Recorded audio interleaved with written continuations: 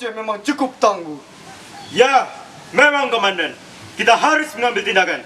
Tindakan katamu? Haha, bukankah itu sangat mudah? Apa maksud Anda, komandan? Bukankah persenjataan kita cukup canggih? Apapun bisa kita lakukan. Meriam? Bagaimana jika kita menembakkan Meriam ke Aceh?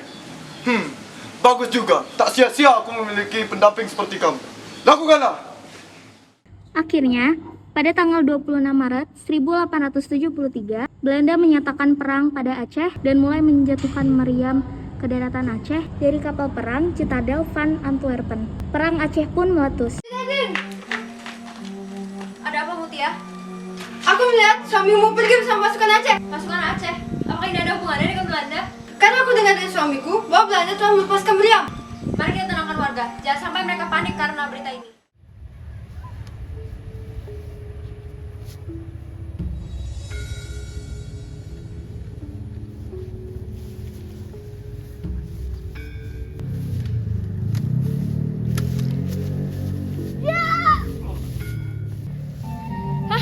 Mudah sekali melawan Belanda.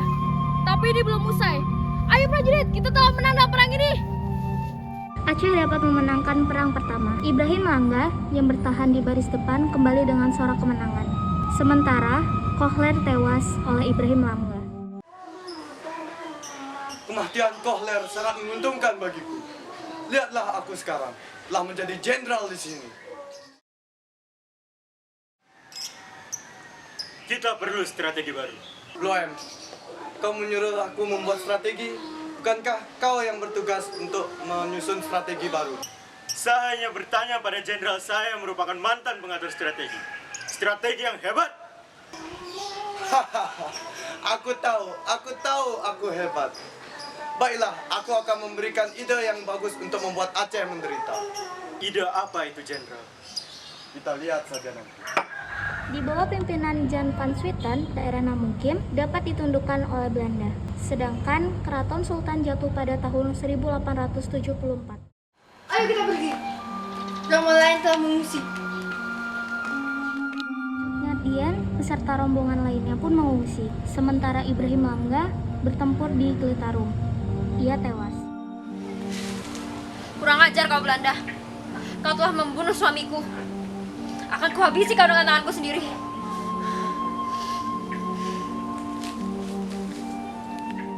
2 tahun kemudian, Kudengar kau belum memperistri seseorang. Ya, itu benar. Karena saya hanya akan memilih seorang wanita yang pemberani dan kokoh dalam pendirian. Kau mencari seseorang seperti itu? Ya, saya mencari seorang wanita yang seperti itu. Baiklah, mari ikut denganku. Akan kuperkenalkan kau dengan seseorang yang seperti itu. Siapa? Meulaboh pun mengantarkan Teku Umar untuk bertemu Cut Nyakdian di rumah. Kau seharusnya tersenyum sekarang. Aku sudah tua begini. Masih saja dan tertarik denganku. Kau harusnya senang akan hal itu. Bagaimana bisa aku senang? Sudahlah, dia menunggu.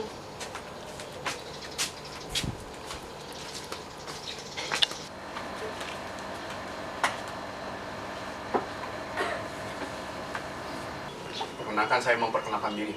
Saya Teku Umar. Saya tahu. Saya hendak melamar engkau, Cik Nyadin. Itu apa? Maaf, saya tidak bisa menerima Anda. Cik Nyadin, kau adalah seorang wanita yang pemberani, tangguh, dan kokoh dalam pendirian. Jika kau bersamaku, kau dapat ikut serta dalam medan perang. Baiklah, saya akan menerima Anda. Dengan persyaratan Anda menempati omongan Anda tadi. Saya permisi. Cut Nyakdian dan Teku Umar menikah pada tahun 1880. Mereka berdua dikaruniai seorang anak. Perang dilanjutkan dengan gerilya, dengan teknik yang dibuat oleh Teku Umar. Itu taktik yang cukup bodoh suamiku. Tidak. Taktik ini sudah kupikirkan sejak lama. Aku tak akan mengkhianati Aceh. Tapi itu hukuman. Sudahlah. Keesokannya, Teku Umar dan pasukannya pergi ke Kutaraja untuk menyerahkan diri pada Belanda. Teku Umar. Suatu kehormatan bagiku untuk kau di sini. Aku datang sini bersama 250 pasukanku. Apa maksudmu? Apa yang ingin kau lakukan? Tenang, aku datang sini untuk menyerahkan diriku bersama pasukanku yang lainnya. Baiklah, akan kuterima dirimu dan pasukanmu. Luan, suruh mereka untuk kaulah. Setelah itu kau ikut denganku. Pergilah kaulah Teguh Umar. Kami akan menunggu. Baiklah, aku akan pergi sekarang.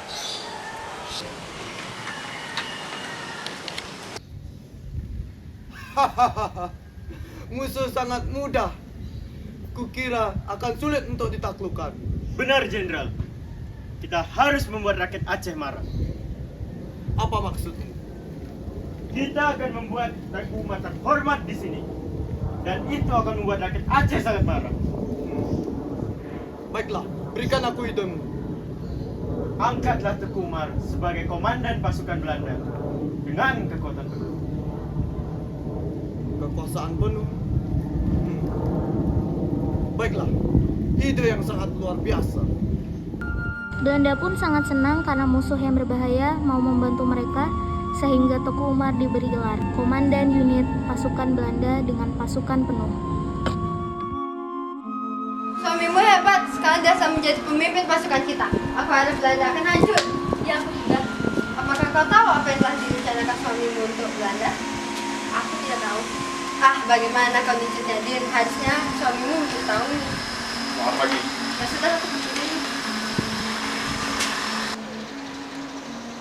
Kamu udah tahu dia? Tidak. Aku harap dia tak tahu. Bagaimanapun, dia akan tahu. Aku tak ingin dia tahu.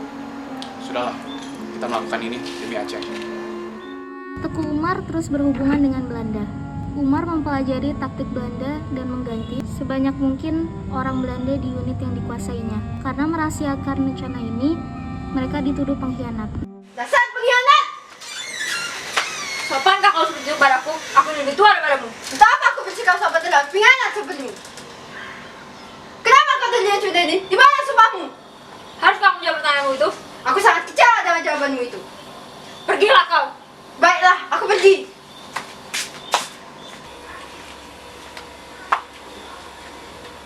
Supaya kita hentikan rencana ini, suamiku.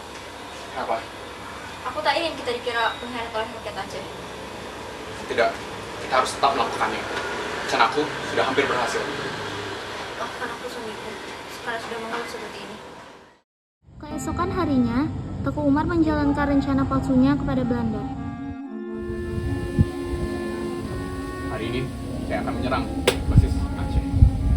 Ini adalah rangkaian strategi yang telah saya siapkan dari kemarin malam. Apa kau sudah yakin dengan ucapanmu itu, Teguh Umar? Saya sudah siap dan sudah yakin, Jenderal. Kau sudah mempersiapkan dengan matang. Kami tidak ingin mendengar kekalahan, Teguh Umar. Tenang, prajurit. Saya tidak akan berani bertindak jika saya sendiri belum siap. Baiklah, lakukan penyerangan ini dengan sebaik mungkin. Teguh Umar pun pergi dengan semua pasukan, beserta perlengkapan berat dan amunisi Belanda, dan tak pernah untuk kembali lagi. Kurang ajar! Bisa-bisanya aku ditipu oleh Teguh Umar. Aku tak bisa membiarkan ini. Bloy! Langsung, kita harus melakukan pembahasan, Jenderal. Benar, kita tidak bisa dibodohi seperti ini. Bloy, cepat lakukan operasi besar-besaran. Kita akan mencuri Teguh Umar dan istrinya. Namun, gerilyawan kini dilengkapi dengan perlengkapan dari Belanda. Mereka pun menyerang Belanda dan Jenderal Van Swieten diganti. Swieten memang tidak becus. Benar, Jenderal. Saya ada strategi untuk membuat rakyat Aceh ketakutan. Apa itu, Hugron? Mari kita kirimkan pasukan Demarsosi. Ide bagus. Aku suka pemikiranmu. Kau pantas menjadi penasehatku. Terima kasih, Jenderal. Pasukan Demarsosi merupakan orang Tionghoa Ambon yang menghancurkan semua yang ada di jalannya. Namun, pasukan ini dibubarkan karena rasa simpati pasukan Belanda. Peristiwa ini menyebabkan kesuksesan jenderal selanjutnya, karena banyak orang yang tidak ikut melakukan jihad kehilangan nyawa mereka, dan ketakutan masih tetap ada di rakyat Aceh. Sekarang, Aceh pasti dilanda ketakutan karena rencana dari Hugron. Ya, kau benar. Tapi kita tak bisa berhenti sampai di sini. Maksud Jenderal? Jenderal masih punya suatu rencana? Sewa orang Aceh yang bukan pasukan pemberontak. Baik, Jenderal. Tapi apa yang akan kita lakukan padanya? Suruh dia memata-matai pasukan pemberontak. Pastikan dia memberiku informasi yang berharga, bukan sampah. Akan saya usahakan, Jenderal. Permisi. Hei kau, come here. Ada apa tuanku? Apa kau ingin mendapatkan uang? Hah? Uang? Aku mau tuan. Akan kuberikan kau uang, asal kau mau bekerja sama dengan. Baik tuan, apapun akan saya lakukan. Bagus. Tugasmu hanya perlu memberitahuku apa yang sedang dilakukan oleh pasukan pemberontak. Baik tuan, akan saya beritahukan. Kerja bagus.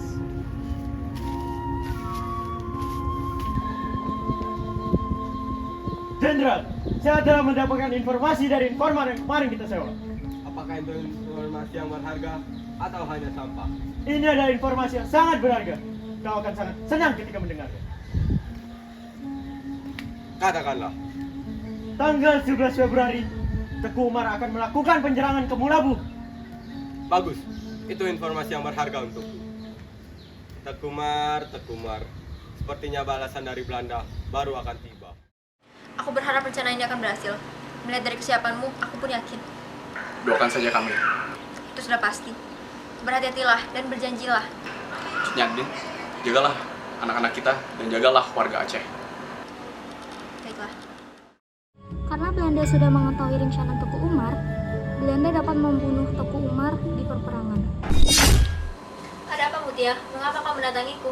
Maaf Jadin, suamimu telah gugur dalam perang. Tidak! Anda masih salah! Abu saya pasti belum meninggal! Tidak! Gampang, yang benar! Sebagai perempuan Aceh, kita tidak boleh meneteskan air mata untuk orang yang sudah syahid.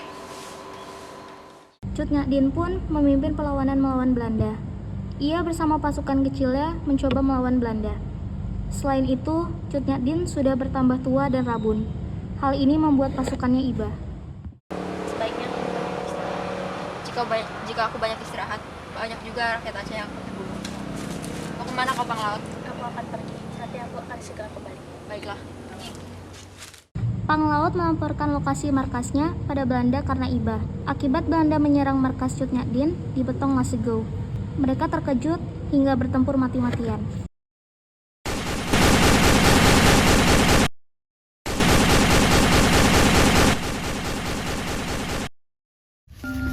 Gambang, ada apa, Mak? Jadin, kamu tidak apa-apa? Tolong Mutia, bawa aku pergi dari sini. Tapi aku tidak akan meninggalkanmu. Tak apa Mutia, ini demi Aceh. Ayo Cut Gambang. Tidak, Mak. Tidak. Kau sudah tua dan tak bisa berbuat apa-apa lagi. Bawa dia prajurit. Tidak. Tidak. Akhirnya, Cut Nyak Dien ditangkap sementara anaknya berhasil melarikan diri ke hutan dan meneruskan perlawanan. Dan pada tanggal 6 November 1908, Cut Nyak Dien meninggal karena usia.